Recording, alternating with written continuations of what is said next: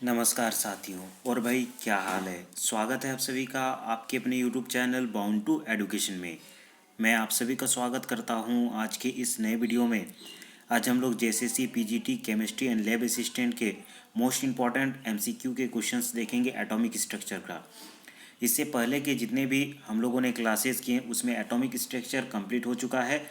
आज के इस वीडियो में आपको पता चलेगा कि आपके परीक्षा में किस प्रकार के क्वेश्चंस बनते हैं और हम लोगों ने जो भी चैप्टर वाइज डिटेल में एक एक टॉपिक को कवर किया है उस टॉपिक से आपका जो क्वेश्चन सेट है वो मैच कर रहा है या फिर नहीं कर रहा है, इन सभी के बारे में आप सभी को पता चलेगा। ठीक है, वीडियो को शुरू करने से पहले जितने भी स्टूडेंट नए हैं और जिन्होंने अभी तक इस चैनल को सब्सक्राइब नहीं किया है वो ज़रूर से ज़रूर सब्सक्राइब कर दे और अभी तक इस वीडियो को लाइक नहीं किया है तो इसे ज़रूर लाइक कर दे।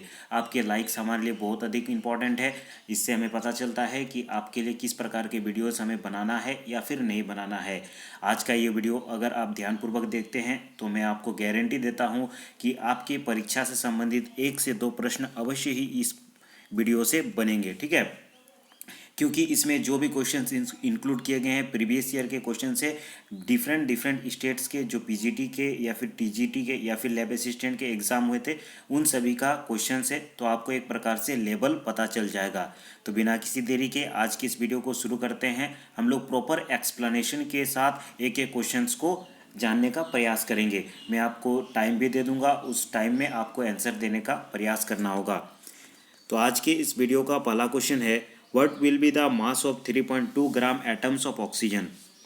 ऑप्शन है 10.24 ग्राम, 102.4 ग्राम, 1.024 ग्राम या फिर 1024 ग्राम। तो क्वेश्चन नंबर 1 का करेक्ट आंसर क्या होगा, सबसे पहले आप स्वयं इसे बना करके मुझे आंसर बताने का प्रयास करेंगे। वीडियो को थोड़ा सा पॉज करें, इसे सॉल्व करें और बताएं कि इसका आंसर क्या होगा। इसी लेवल का क्वेश्चन आपको देखने को मिलेगा।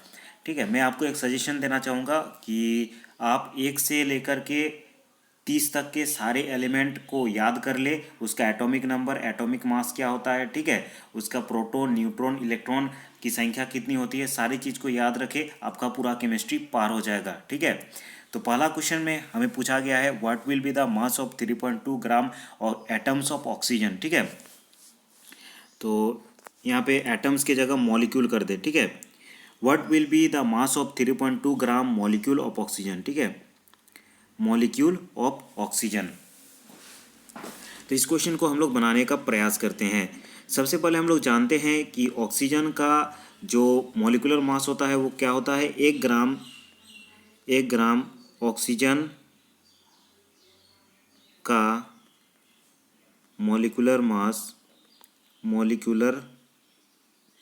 मास 1 ग्राम ऑक्सीजन का मॉलिक्यूलर मास कितना होता है, 32 ग्राम। ये चीज़ हम लोग को पता है। ठीक है, उसके बाद given 3.2 gram molecule of oxygen. ठीक है, हमें 3.2 ग्राम ऑफ ऑक्सीजन दिया गया है। 3.2 ग्राम ऑफ ऑक्सीजन के लिए हमें निकालना है मॉलिक्यूलर मास, तो 3.2 इंटू 32 कर देंगे तो हमारा आंसर निकल के आएगा 102.4 ग्राम। ठीक है, ये हमारा आंसर हो जाएगा।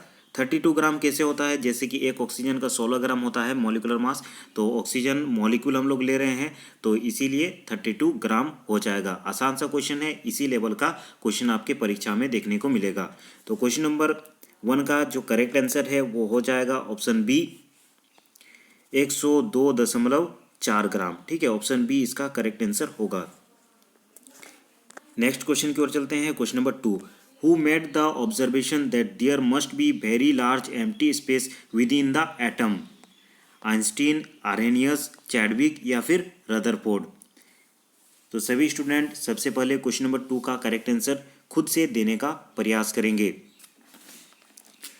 तो क्वेश्चन नंबर 2 का जो करेक्ट आंसर हो जाएगा ऑप्शन बी, माफ कीजिएगा ऑप्शन डी हो जाएगा, रदरफोर्ड। ठीक है, किसने कहा था कि जो एटम है उसके अंदर एम्प्टी स्पेस है और उसका जो मास है एक ही केंद्र बिंदु पर सेंटर्ड रहता है, ऐसा कहा गया है, रदरफोर्ड।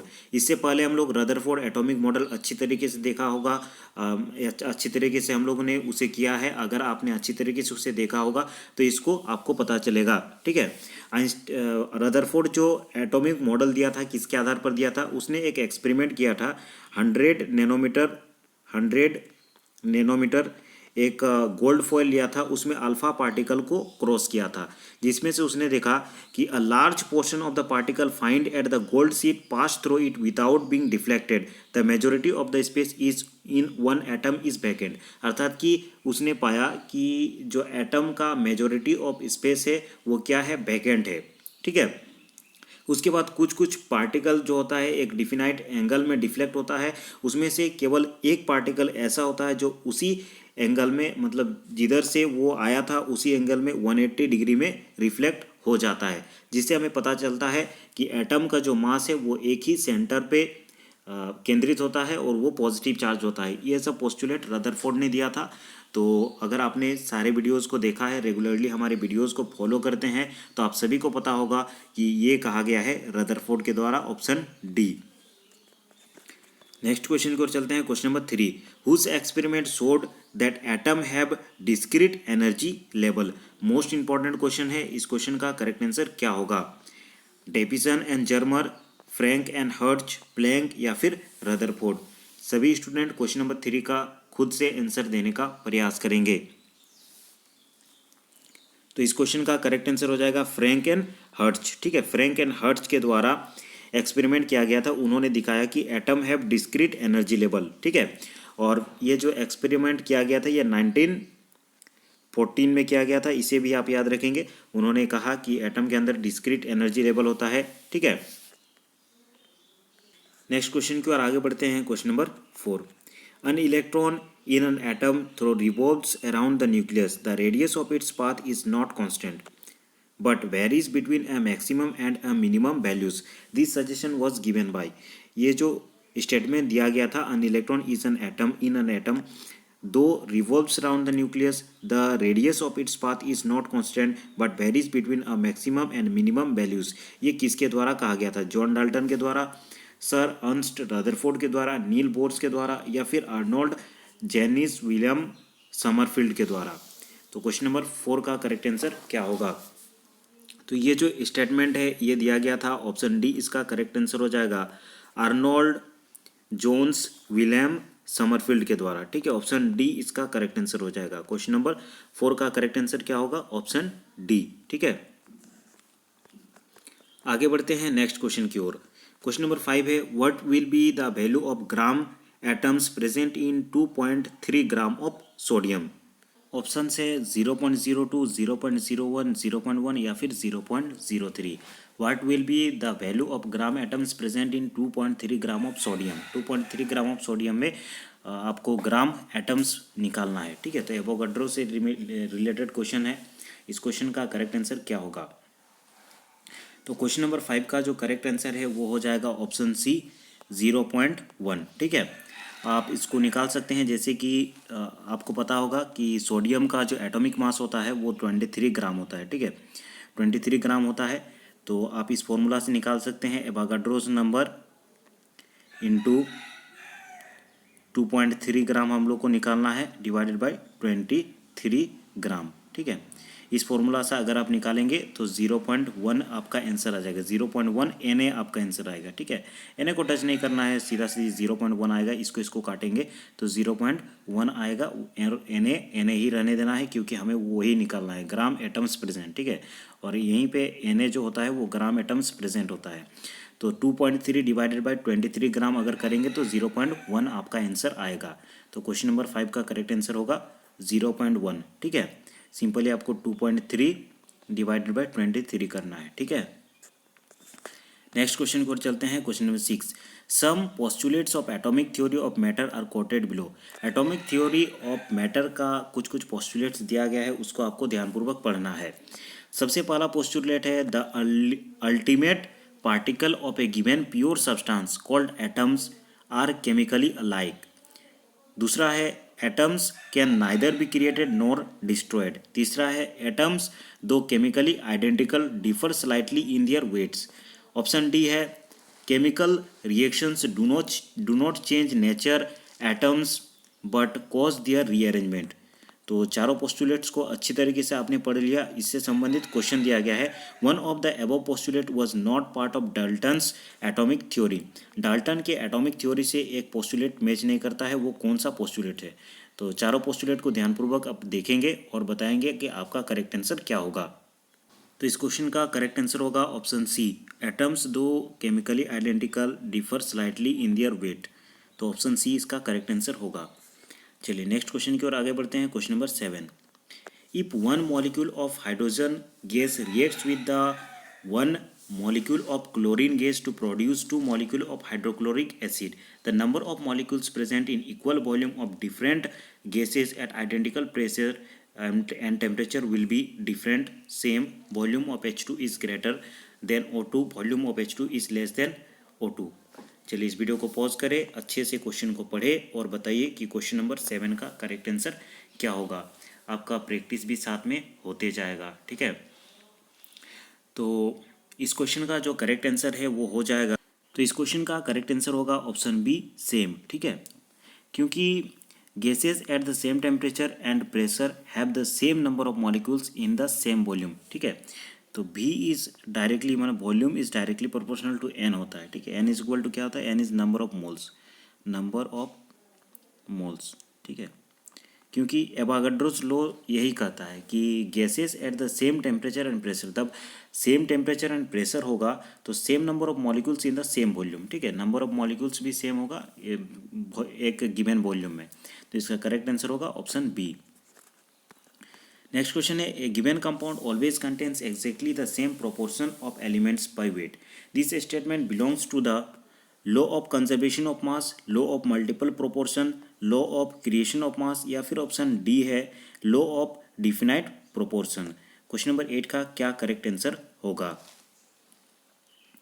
तो a given compound always contains exactly the same proportion of element, ये स्टेटमेंट किस लॉ का है या फिर आपको बताना है कि ये किसका स्टेटमेंट है। ऑप्शंस देखिए और करेक्ट आंसर क्या है ये बताइए। तो क्वेश्चन नंबर 8 का करेक्ट आंसर होगा option D, law of definite proportion, ठीक है। लॉ ऑफ डिफिनाइट प्रोपोर्शन में कहा गया है अ given compound always contain exactly the same proportion of elements by wait, ठीक है। तो इसका करेक्ट आंसर ऑप्शन डी होगा, law of definite proportion. Next question में कुछ फिगर्स दिए गए हैं और सेम प्रकार का फिगर्स हमने चर्चा किया था, ठीक है। जैसा कि आप नीचे देख रहे हैं ये यूपी पीजीटी में आ चुका है, ये डेट भी दिया गया है, ठीक है। तो इसी प्रकार का प्रीवियस ईयर के सारे क्वेश्चंस है। Which of the following figure represent the 3s atomic orbital. 3s atomic orbital कौन सा पिक्चर में रिप्रेजेंट कर रहा है, ये इसे मैं एकदम अच्छी तरीके से डिटेल में पढ़ा चुका हूँ, ठीक है। अगर आपने प्रीवियस वीडियोस को देखा है तो मेरे ख्याल से आपको दिक्कत नहीं होनी चाहिए। क्वेश्चन नंबर 9 का जो करेक्ट आंसर है वो हो जाएगा ऑप्शन सी, ठीक है। ऑप्शन सी हो जाएगा। आपको किस प्रकार पता चल रहा है? मैंने एक हिंट दिया था कि अगर आपको 3s निकालना है तो नोड्स की संख्या को देखिए। इसमें अगर 3 है n का वैल्यू तो नोड्स कितना होगा? 2 नोड्स होगा। तो हमें यहाँ पे एक नोड दिख रहा है, यहाँ पे 2 नोड दिख रहा है, ठीक है। तो ऑब्वियस सा आंसर है ऑप्शन सी। एकदम आसान सा क्वेश्चन है, एकदम ये लल्लनटॉप क्वेश्चन होता है, ठीक है। आपको मार्क्स दिलाने वाला क्वेश्चन होता है, इसीलिए ग्राफिकल क्वेश्चन को पढ़ना आवश्यक है और सारे ग्राफ को मैंने डिटेल में पहले ही बता दिया है। क्वेश्चन नंबर 10 है, the chromates are oxidizing while molybdate and tungsten are non oxidizing because chromium is unstable in all its oxidation states, molybdenum and tungsten are stable in their higher oxidation state, या फिर molybdenum and tungsten are stable in their lower oxidation state, या फिर last option है chromium is stable in its higher oxidation state। तो इस question का correct answer हो जाएगा ऑप्शन बी, ठीक है। ऑप्शन बी इसका करेक्ट आंसर होगा, molybdenum and tungsten are stable in their higher oxidation state. Option B इसका करेक्ट आंसर होगा, ठीक है। नेक्स्ट क्वेश्चन है, which of the following isotope is radioactive. Most important question and most repeated question, ठीक है। Chemistry के हर एक परीक्षा में ऐसा रिपीट किया जाता है ये क्वेश्चन। हाइड्रोजन से संबंधित एक क्वेश्चन आपको देखने को मिलेगा ही, ठीक है। इसमें आपको बताना है कि कौन सा आइसोटोप ऐसा है जो कि रेडियो एक्टिव है, 1H1, 2H1, 3H1 या फिर नन ऑफ दिस। तो इसका करेक्ट आंसर होगा ऑप्शन सी, 3H1, ठीक है। The most stable radioactive isotope सबसे स्टेबल कौन सा होगा, 1,3 सबसे स्टेबल होता है, ठीक है। तो ये करेक्ट आंसर हो जाएगा ऑप्शन सी 3H1, ये मोस्ट अधिक रेडियो एक्टिव होता है। Which of the following ions is iso electronic, कौन सा आयन आइसो इलेक्ट्रॉनिक है ये आपको बताना है। क्वेश्चन नंबर 12 का करेक्ट आंसर सभी स्टूडेंट बताएंगे। Li+ है, Ca2+, या फिर Mg2+, या फिर Ba2+। तो इस क्वेश्चन का जो करेक्ट आंसर है वो हो जाएगा ऑप्शन सी, ठीक है, Mg2+, ठीक है, ऑप्शन सी इसका करेक्ट आंसर हो जाएगा। अच्छा, ये आइसो इलेक्ट्रॉनिक क्या है? आइसो इलेक्ट्रॉनिक होता है कि इसमें न्यूक्लियर चार्ज क्या होता है, इलेक्ट्रॉन, नंबर ऑफ इलेक्ट्रॉन क्या होता है, सेम होता है, ठीक है, लेकिन न्यूक्लियर चार्ज जो होता है वो अलग होता है। तो आइसो इलेक्ट्रॉनिक ऑप्शन सी हो जाएगा। याद रखेंगे इसमें नंबर ऑफ इलेक्ट्रॉन सेम रहेगा लेकिन जो चार्ज है वो अलग रहेगा। तो ऑप्शन सी इसका करेक्ट आंसर होगा। नेक्स्ट क्वेश्चन की ओर आगे बढ़ते हैं। Question number 13, the binding power of haemoglobin with oxygen is pH dependent, this is called Hill constant, Bohr effect, trans effect, या फिर none of the above. UPPSE का ये एग्ज़ाम है, ठीक है, माफ़ कीजिएगा, उस एग्ज़ाम का ये क्वेश्चन है जीडीसी का। तो ये मोस्ट इंपॉर्टेंट क्वेश्चन है, इसका करेक्ट आंसर क्या होगा? तो the binding power of haemoglobin with oxygen is pH dependent, this is called Bohr's effect, ठीक है, इसे बोर्स इफेक्ट कहा जाता है। ऑप्शन बी इसका करेक्ट आंसर होगा। नेक्स्ट क्वेश्चन की ओर चलते हैं। Question number 14, which of the following specs has the maximum value of N/P ratio, इस क्वेश्चन का करेक्ट आंसर क्या होगा? ये जो आप देख रहे हैं जैसे कि Ne20 और नीचे 10 है, इस प्रकार है, ठीक है, ZR 90/40, ND 150/60 और SN 120/50। तो बताइए क्वेश्चन नंबर 14 का करेक्ट आंसर क्या होगा? तो इस क्वेश्चन का जो करेक्ट आंसर है वो ऑप्शन सी हो जाएगा, ND 150/60, ठीक है।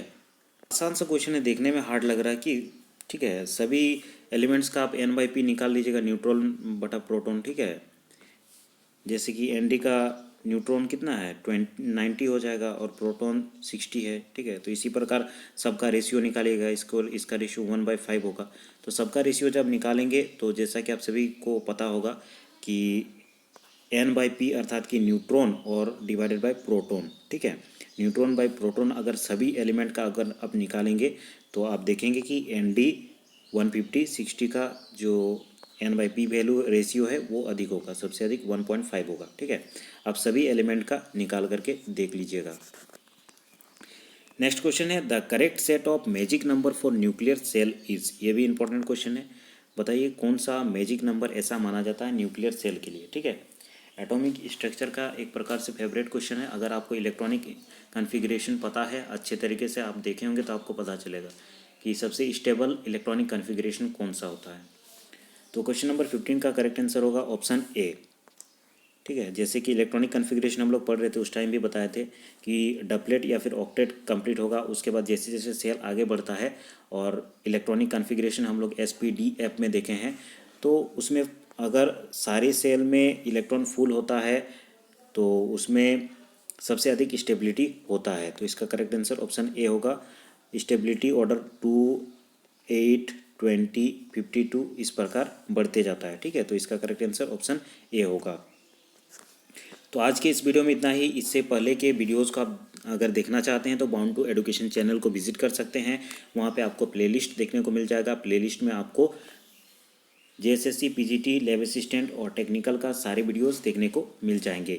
इसी प्रकार अगर आप विभिन्न प्रकार के वीडियोस देखना चाहते हैं JSSC, PGT और लैब असिस्टेंट से संबंधित, तो इस चैनल को अवश्य ही सब्सक्राइब करें। अगर आपने वीडियो को लाइक नहीं किया है तो इसे ज़रूर लाइक कर दें। धन्यवाद। अगले वीडियो में हम लोग फिर मिलते हैं।